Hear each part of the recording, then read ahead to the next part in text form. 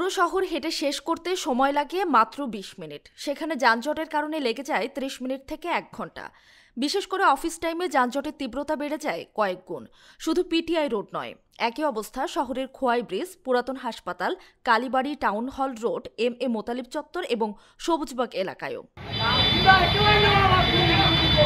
হবিগঞ্জ শহরের প্রাণকেন্দ্র পিটিআই রোডের চৌরাস্তা, আশেপাশে রয়েছে একাধিক শিক্ষা প্রতিষ্ঠান।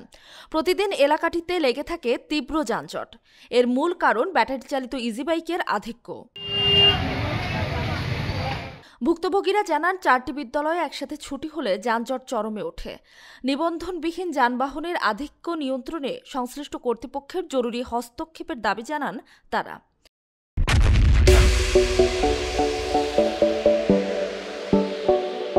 স্কুল কলেজের কারণে দেখা গেছে যে স্কুলটা ছুটি হয় সবগুলো একসাথে হওয়ার কারণে এখানে একটা যানজটের সৃষ্টি হয়। সেই জন্য এখানে একটা খুবই দরকার হলো একটা এই ট্রাফিক একজন সার্জেন্টের দরকার। অল টাইম যদি একজন সার্জেন্ট থাকতো তাহলে শৃঙ্খলাভাবে গাড়িগুলো চলতে পারতো।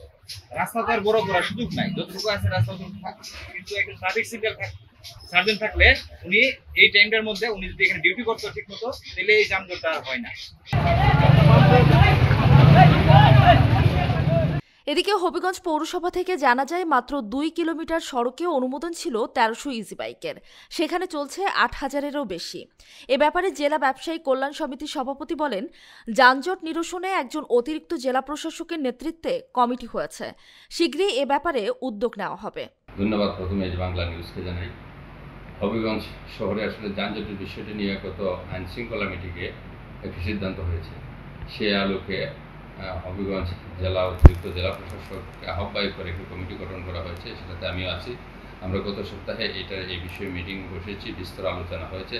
হবিগঞ্জ শহরকে যানজট মুক্ত করার জন্য আমরা একটা প্রস্তাব দিয়েছি। আমরা ওই যে শহরের মধ্যে যে সমস্ত জায়গায় রোড ডিভাইডার করা সম্ভব, সেই সমস্ত জায়গায় খুব দ্রুত ইনশাল্লাহ হবিগঞ্জ পৌরসভার পক্ষ থেকে রোড ডিভাইডার তৈরি করার সিদ্ধান্ত হয়। এ বিষয়ে একটি প্রতিনিধি দল গঠন করা হয়েছে সম্মানিত হবিগঞ্জ পৌরসভার প্রশাসক মহোদয়ের নেতৃত্বে এবং সচিব মহোদয়ের নেতৃত্বে। আশা করি আমরা খুব শীঘ্রই যদি রোড ডিভাইডার তৈরি হয়ে যায় যে সমস্ত জায়গায় সম্ভব, তাহলে হবিগঞ্জের যানজট ইনশাল্লাহ নিরসন হবে। এদিকে জেলা ট্রাফিক পুলিশের পরিদর্শক জানান, মাত্র 16 জন পুলিশ সদস্য নিয়ে শহরের ট্রাফিক ব্যবস্থা চলছে। এজন্য সব পয়েন্টে সার্বক্ষণিক দায়িত্ব পালন করা কঠিন।